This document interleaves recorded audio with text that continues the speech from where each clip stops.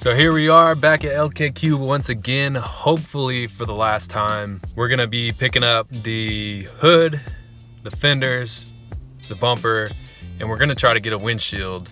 Hopefully I can redeem myself from my last video and get the windshield out without breaking it into a million pieces. I went ahead and I bought the tool to remove the windshield properly. It was only $13 at LKQ.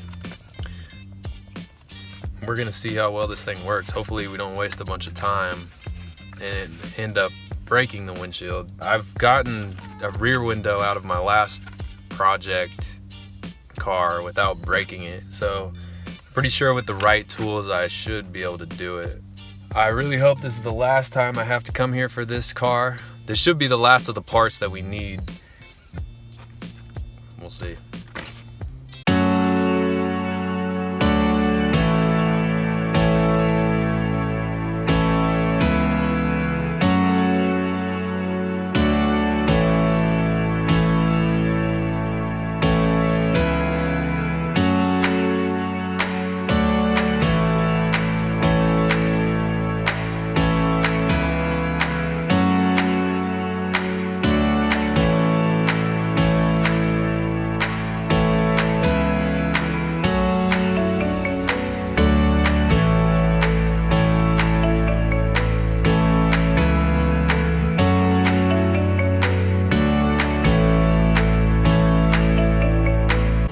To get this fender off, I gotta open the door, but the door is completely smashed in, so I gotta figure out a way to get this door off.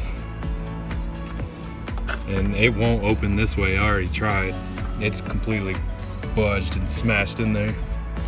So my idea is to get the fender liner on the other side out, and then we're gonna try to reach up in there, remove these bolts on the front of the door, so that way maybe we can get the door off from the front.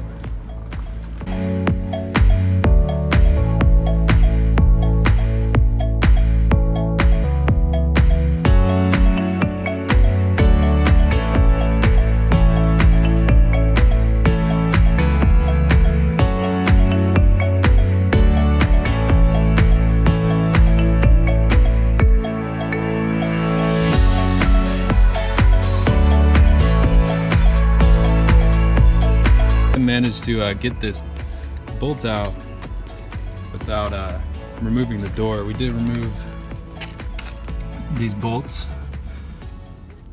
and we were able to pull the door away enough to get to this bolt right here. But we got it off, and now we gotta go find a windshield because I started to remove this one and it cracked. We got two fenders and the hood. So we did find a Ford Fusion that does have a good windshield. We're gonna go ahead and try to get this windshield out without breaking it.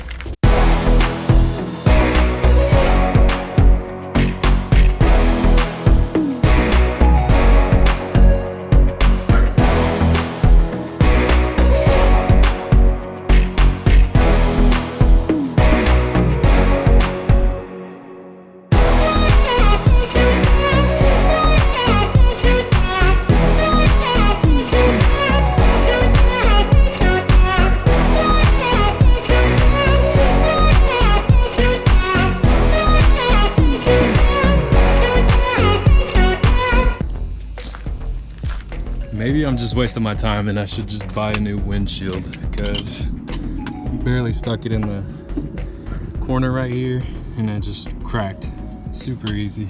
I think we're gonna call somewhere and just pick one up. I give up on removing windshields.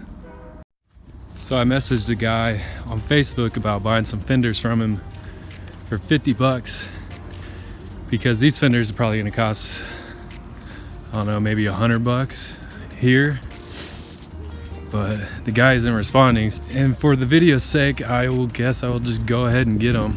I think we can sell the car for like 2,500, so we're only at about $1,000, so we're still okay. I decided I'm gonna pick up the bumper. Might as well, and I can just repair what's wrong with this one My bumper that was already on the car was way too damaged. This one just has a little crack. Can be plastic welded back together.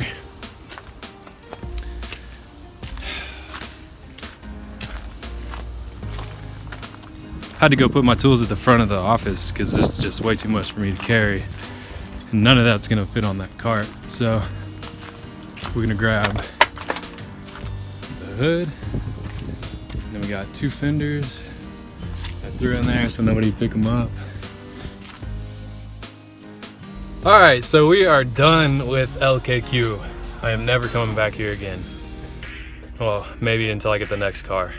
But got everything in the truck. Got it all bungeed down so it don't fly out. And it got hot out there fast. It's a beautiful day today. It was a good day to come do this. But now we're gonna head back to the house.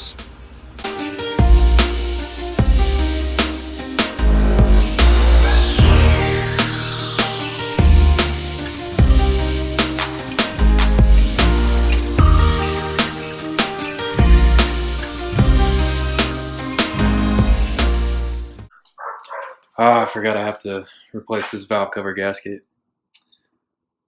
After replacing the radiator, all this other stuff, filled up all the fluids and started the car, let it run. Started up great, it's running great. But then we found out this car is hiding a dirty little secret. If you look back here, in the back of the valve cover, got quite a bit of oil and it's leaking. Pretty sure it's leaking from the top of the valve cover. So yesterday I pulled one of these spark plug coils out, and when I pulled it out, oh, look at all that oil. Yeah, we definitely have a bad leak. So I'm gonna be removing all of this. And we went and we bought valve cover gasket replacement. We're gonna swap these out.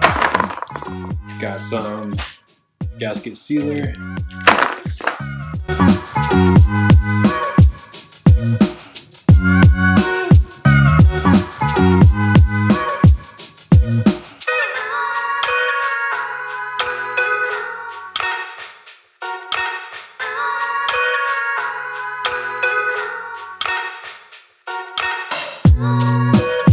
As you can see, there's a whole lot of oil down in there. Lots of oil in there. There shouldn't be any oil in there. It should look like this. So definitely have a leak right there.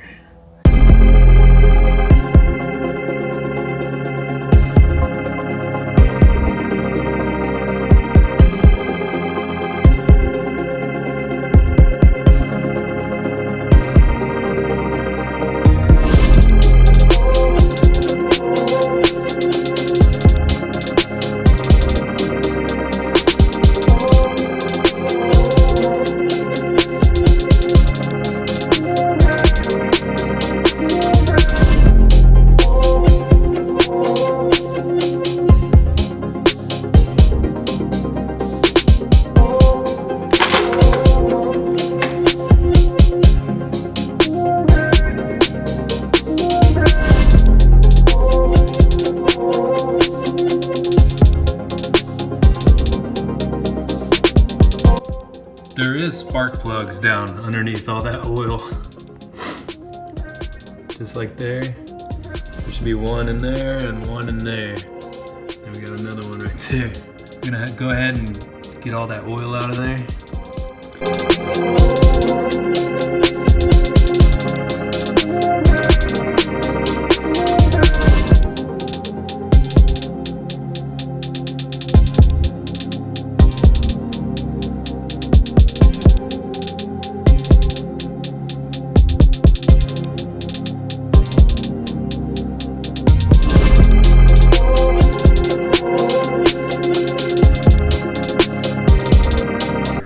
Valve cover right here almost looks like this gasket isn't even there. It's so smashed down in there that it wasn't doing anything. But we're gonna use some gasket sealer also, so that should keep it from leaking.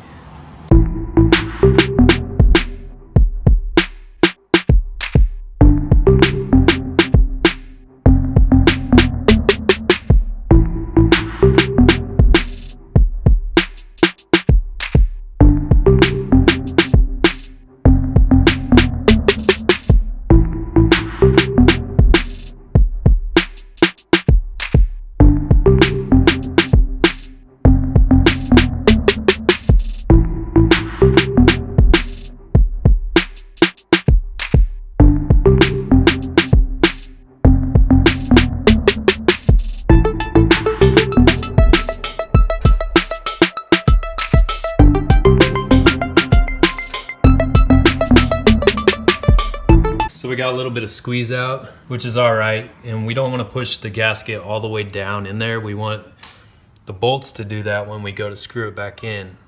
That sealer is gonna squeeze out when we get it together. We gotta let it sit for, I don't know, 24 hours or a certain amount of time. And then that sealer will dry up and then we'll have a perfect gasket that won't leak. Go ahead and put it back on the car.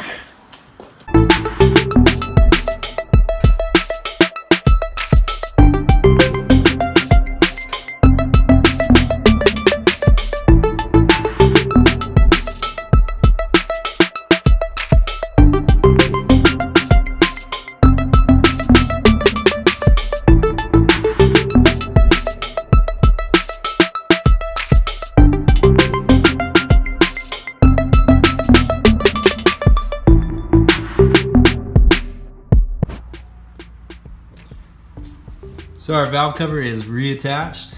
We got it all tightened down.